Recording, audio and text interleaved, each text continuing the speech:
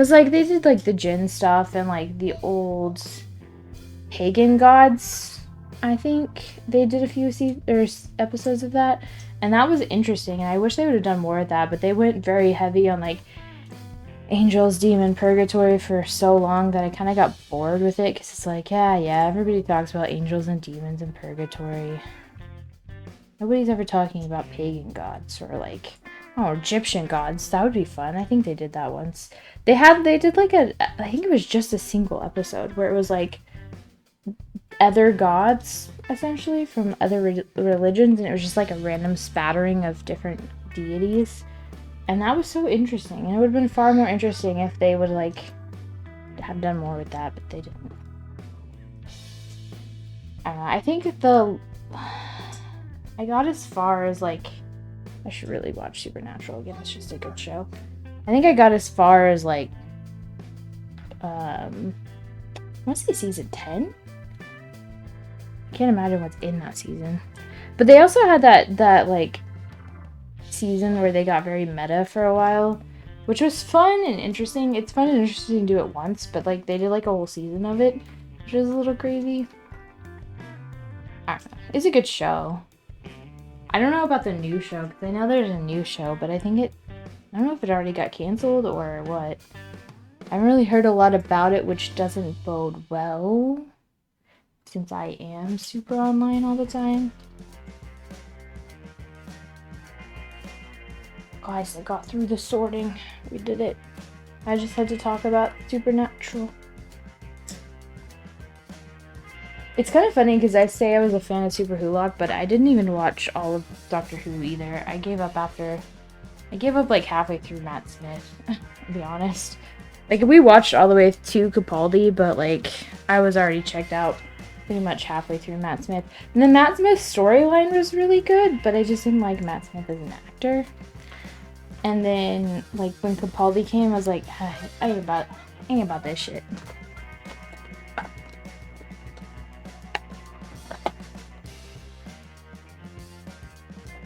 I have to go in there and tell him to shut up. Okay, let's put some pieces together. We're only an hour in. First piece, let's go. If I don't get around to finishing this puzzle today, which I don't have a hard limit on how much time I have to puzzle, so I might just stick around until I get bored. Because honestly, this is something different that my brain hasn't been able to do this week, so maybe this will be good for me to, like, reset, essentially. But if I get to a point where I'm just done puzzling, then I might give up. My mom can help me finish next week. I don't know, what other shows are there? Because, like, I know there's, like, a really big drought right now because of the writers thing, but even before that, I feel like there's been a drought in, like, good TV shows since, like, fucking Game of Thrones, and even then it was, like, the only thing on because there was nothing good on before Game of Thrones. I don't know, maybe that's just me being biased because I don't have cable, so I don't really know. Like, I used to watch, the only reason I've had Netflix for, like, the last, like, 4 or 5 years is just because sometimes I wanted to watch television or I wanted to watch something that I didn't have to have any brain cells for, you know what I mean? Like, I just wanted trash TV, so that I could just, like, check out from reality for a little bit. So that was the only reason I had Netflix for a while, is because they had so much trash TV, like, trash reality television, you know? And I would just, like, put one of those on, not even care what's happening. Like, I would miss half of it and just, like, have it on. But basically it was just time for my brain to decompress. But, like, even that got to the point where I was like, why am I spending this much money on something I don't even enjoy watching? It also, like, watching reality television like that, like, I already have a severe view of humanity, so, like, that just made it worse, in my opinion. And I definitely didn't need a worse opinion of humanity, if you can believe it. We were watching a lot of documentaries, and we just started Silo.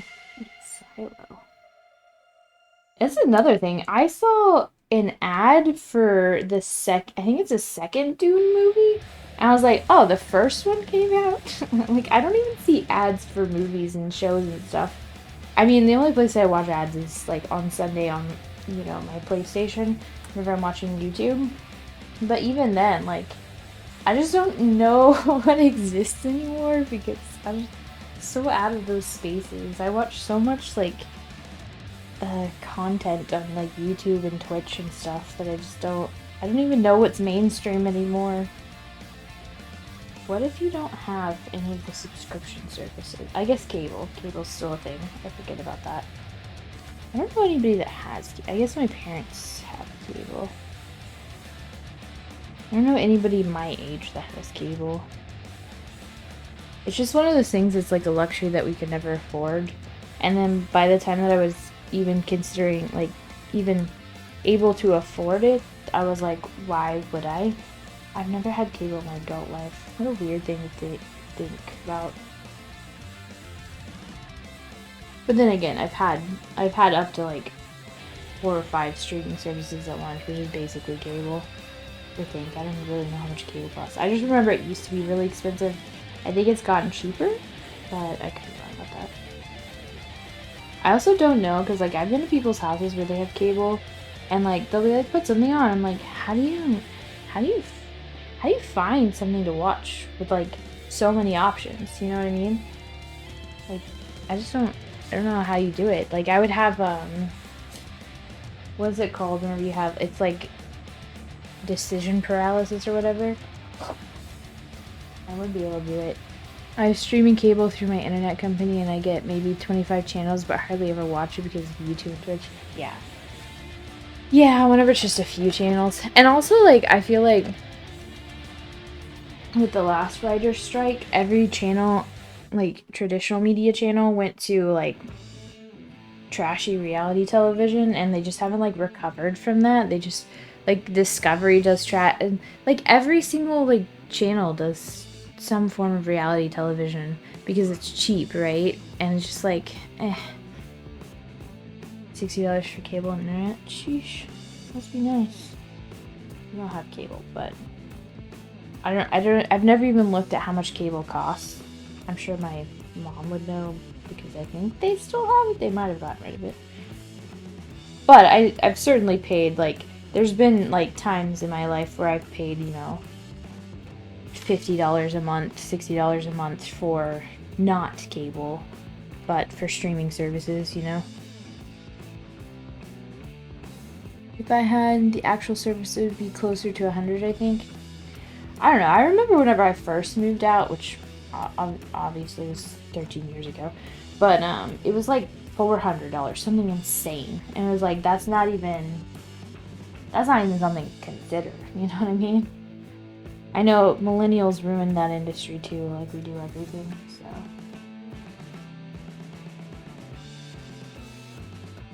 I tried to get a red that really matches this corner, and I think I successfully found one. I tried to get colors that match this puzzle, but I did not have like a green yellow, which is upsetting because now I need to find a green yellow nail polish, and that's just what I needed in my life, is to spend more money on nail polish. Said nobody ever. Like 300 bottles of nail polish, I don't have a green yellow. It's very depressing. I thought about mixing it, but I was doing my nails at like midnight last night while I was editing the video, and I couldn't be bothered. I'll be honest. Man, Critical Role, guys, so good. This is a perfect time to segue into how Critical Role is the best. There's so they switched over to the new group, and I think one of the guest players, is from a different D&D show that I don't watch. I'm not really sure, but that's the vibe I got from Twitter. And then the other guy, I think, is like an actual actor from shows. I don't really know. I don't watch shows, as we've discussed here today. But like, they were doing this thing where they were trying to like talk their way out of a fight. It was not going well. And like, Liam was doing his thing where he's like an actor, And like the end of it, the guy that I think is from TV, he was like, "This should be a show," and everybody's just like, "Yeah, really should," which is why it will be. It will be a show. Well, a cartoon anyway. But I wouldn't be mad if somebody picked it up and like made an actual show, and like did a good job. I mean, they are actors, so like you don't really need to have replacement actors. But it would be nice. It would be cool if somebody like did a Game of Thrones style but Critical Role. I don't know if Critical Role would go for that, but you never know. I was actually surprised. I was on Reddit and people were saying they don't like the third season, which I get. I understand the people who gave up, but it definitely, like, the beginning was very slow, but not... I think that the biggest problem is people who haven't watched all 3 seasons, because there's a lot of tie-ins with the other 2 seasons. So if you haven't watched the other 2, then the third one doesn't seem as good. But can you stop yelling so loud? Am I yelling? Yes, very loud. First our big man Street Fighter. Who? Rick. Nice. How many? Oh, okay. What are you doing? He was cheating. I was talking about Critical Role and how amazing it is and how everybody should watch it. Don't mess up stuff. So you lost the video game, so now you're gonna come in here and puzzle with me? That was cheating. Cheating. Hey, you wanna sort out those pinks? But yeah, I think people would like season 3 only if... I think it caters to the fans a lot more, which a lot of people who are coming in the Critical Role started watching in the second campaign, because that's kind of whenever like they hit their peak of like mainstreamy in the newsness, because they were doing their Kickstarter and stuff. So I think a lot of people started watching campaign 2, and so they're just not... They don't have that same history, because like campaign 3 heavily calls back to campaign 1, and there are like a lot of like minute information, like stuff that you would know because you've watched campaign 2. I don't think they do it intentionally. It's just like whenever you live in a world for so long, like and by that I mean play in a world for so long, there's just stuff that you know that you don't really realize that you know that others from like new players wouldn't know. And I think they fall into that trap a little bit, because like there's stuff where they'll be like, oh, it's the Raven Queen, and just move on. Whereas like in the first 2 campaigns, they would have explained it a lot more, especially in the first campaign. They explained a lot more of the deities and their place in the universe and like how they came to be. But since they're on campaign 3, they don't do that as much, and I think that has like stolen some of the like world building entertainmentness of the show that is really prevalent in the other 2, because, you know, he was building the world, and now that they're on campaign 3, it's kind of a set world that they're just kind of playing in now, and I think that shows for a lot of people who are coming in and watching it that it's not that same vibe, and I think that's why a lot of people don't like the third campaign, or aren't liking the third campaign as much. Honestly, I feel like the drop in this one is so much, like, more intense than like the other 2 campaigns have been. Like there's been a build up to like this final thing happening for so long, and like whenever it finally happened and they actually lost, it was like, oh shit, that's never happened in the history of Critical Role.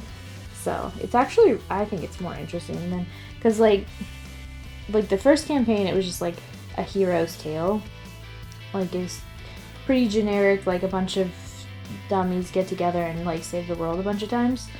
And then the second one, it was like that, but it was like, whoops, we keep saving the world by accident, we're just a bunch of fuck ups.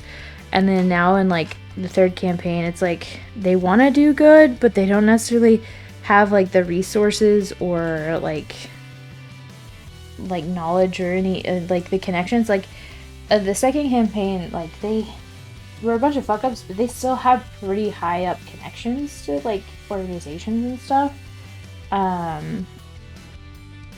And in the first campaign, they obviously did because like they knew like the emperor, you know what I mean? So like they definitely did, and they had gotten a in the second campaign they got a meeting. They ended a war essentially, so like they had connections, but in this third one they don't, and I think that's why a lot of people are checking out. Kath and Kim is a brainless Australian sitcom enjoyed recently. Kath and Kim. I don't sitcoms. I don't know. I think I missed the boat on like good sitcoms because everybody always says like Friends was good, but like I watched Friends as an adult, which obviously was way after its time, and I think I missed the boat on sitcoms. Like I don't know. There's not. I think the closest thing I got to like I guess I've watched a couple because I watched How I Met Your Mother, which is a sitcom essentially, and then I watched New Girl, but I don't know. There was like a moment in New Girl where they were talking about the millennials that moved across the hall, and I was just like, oh, this show is about Gen Xers. Like, oh, these people are supposed to be my parents' age. I see. Which was weird because like the whenever I guess I was in my 20s and the people in that show were in their 30s, but it felt off because like I like related to those characters somewhat, and then it was like suddenly realizing they're like a whole decade older than I am, and you're just like, oh, I don't know, it was very off-putting because like I don't know, the way they portrayed millennials in that show is how I would view like Gen Zers. So I feel like their writers just missed their shot there a little bit. Because I feel like a lot of people who watch that show were millennials. So whenever they were like, these millennials are so new age and weird, I was like, what is happening right now?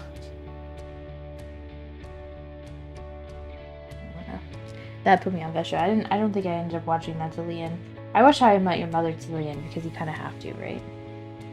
But I think they're doing a new version of that show, How I Met Your Father. I think it's the thing that's happening. I don't know why, because How I Met Your Mother was only successful because it happened in the time period that it happened in, and because of the actors it had. I don't feel like that show would have been successful if it didn't have the actors that it had. But maybe, I don't know. I don't know who's in the other shows, so I could be wrong. I also think there's whenever you have a show that goes on for that long and have like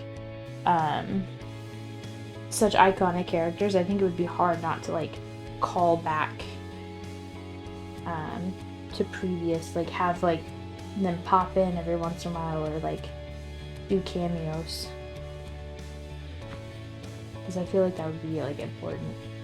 Because that's what people are wanting, right? It's just more of the same. It's kind of funny because like we always complain about how we want more of the same, but then we end up being upset whenever it gets stagnant, you know what I mean? I think that's what happened to Supernatural. Everybody's like, we want more Supernatural. So like, okay, here's more. And they were like, we're sick of this Supernatural being so long. You guys ruined it by still going and more. Like, what do you people want? That's why I think it was good that Lost ended whenever it did. Because if that had kept going, they would have just continued to ruin the show. I mean, the writer's strike helped that too, right? I think that was one of the situations where it was actually a good thing that the show ended, because if they had kept dragging that out, which you know they would have done, even though it was supposed to end 3 seasons in, they definitely would have drug it out, and it would have been a whole lot worse. Because it was a good show. I recently rewatched some of it. It still holds up, honestly. My opinion. And the music in that show is good. I don't know if you guys ever listen to like TV show soundtracks, but I used to do that at work. And Lost has a really good Stupid People show. What do I feel about like all shows? You know, one of those shows that was like marketed towards like I think it was supposed to be marketed for millennials, but like nerd culture was Big Bang Theory, but like every time I watch that show, it just feels like it's bullying. It just feels like somebody was like, fine, we will cash in on millennials if that's what you want, and like was not successful at it because I don't know any. I think some people my age like it, but I don't know. It just felt like Friends. Unless you like Friends, then I guess you would like that show. I didn't like Friends, so. But I didn't watch it like, you know. These are very pink. Why are you over here? I didn't watch it whenever it was on. I know you guys probably can't tell, but you can kind of see where like the lighter part of the piece and the darker part of the piece, on some of them, not all of them, are. So you can kind of tell the orientation, like this is the light side and this is the dark side. So you can kind of tell like which way it's probably gonna face. The problem with that is that the light side is kind of like in the middle, so it's kind of like you can kind of see it on there where it's like inside. So like sometimes the lighter is not in a way that makes sense until it does. I do have to keep up our streak though, because we've been doing at least one puzzle every week, so I can't fail us now. I don't really know what my method is here. I'm just kind of like grabbing pieces that seem like they would go and then figuring it out from there. I'm kind of going for darkest in the pile first, kind of, and then working out from there. That's why sometimes there's rules, but I don't really know how else you're supposed to do a gradient like this. Since Mom will probably do this puzzle on her own, that means we can like race each other's time. She just has the added benefit of not doing it live. I mean, I guess she could stream it live. I'm not gonna stop her if she really wanted to. Every time I feel like I finally found the color that I'm working on, it changes. I'm like, okay, I'll start pulling out these colors, and then like they don't exist anymore because I put them all in. I'm so not used to doing like oranges and yellows. Like this is weirding me out. I'm like, oh, such a jump in color. I'm used to doing very similar colors that have very subtle gradients, and this is like such a like massive change from like red to green.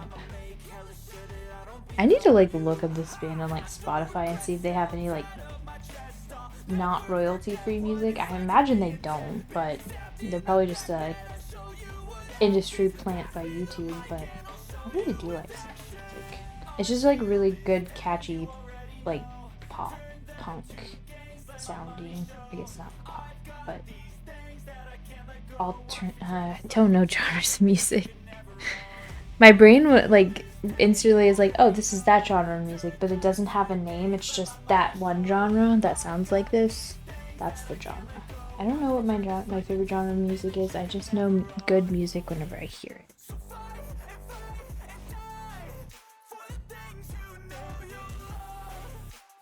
Thank you for really sticking around today. It's probably gonna be a quieter day.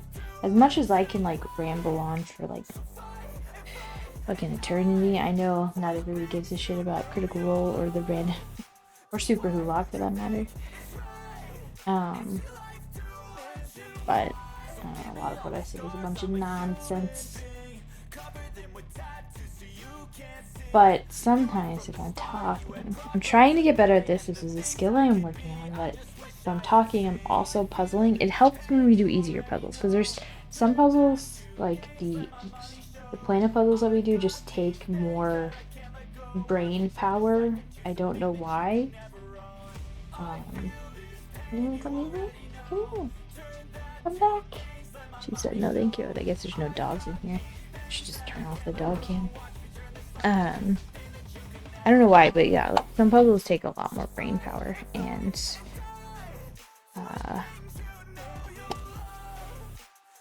that just makes it harder to talk.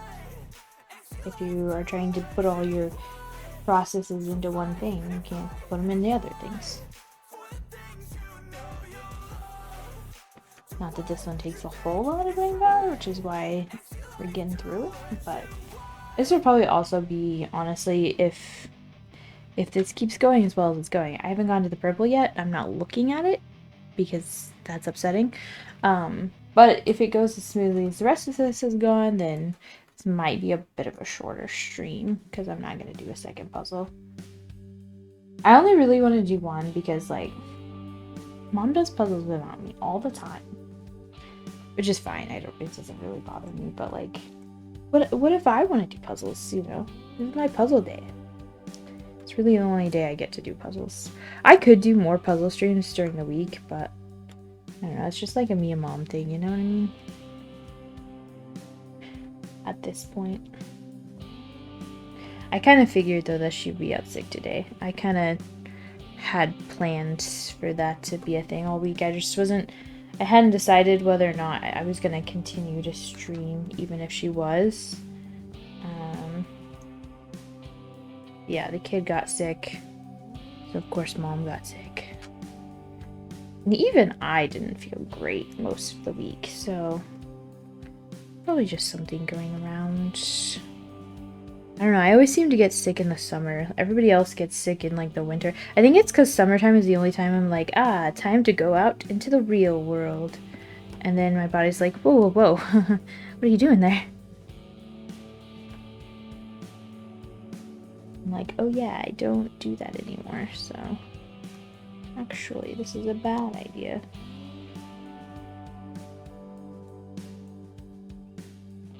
I also tend to, if I'm puzzling and trying to talk, I tend to lose my train of thought. And if there's not somebody here to be like, this is what you were talking about, I'm not gonna remember. So I lose my train of thought, like, on a good day. But I am good. I think it's from years of doing YouTube, like, video gaming. Video gaming. Wow, that's such an old way of saying that. Years of doing, like, video game content, so, like, I can just talk ad nauseum, you know, forever. Now, whether or not it's always entertaining, I cannot say. That's not for me to decide. But I think it's always good to have, like, background music or background sounds. I like having just, like, podcasts playing in the background, because I don't know, it's just good to have. But then again, that's why I have music playing too, so it's not just silence whenever I'm not talking. Because I know everybody comes here just to listen to my voice. So it's just so listenable. Not, but what's that word? Like,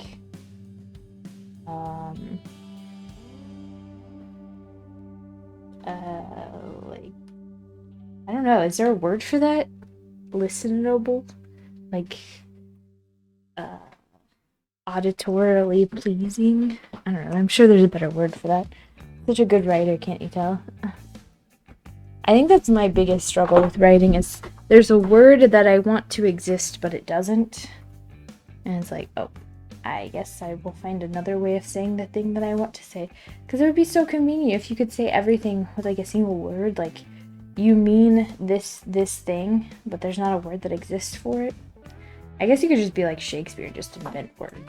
That's what he did all the time. Although everybody's, like, so against inventing words nowadays, and I don't understand why. Or, like, changing the meaning of words. Like, okay. Just because we have a thing that says this is the absolute meaning of a word doesn't mean it can't change. If they never made revisions to the dictionary,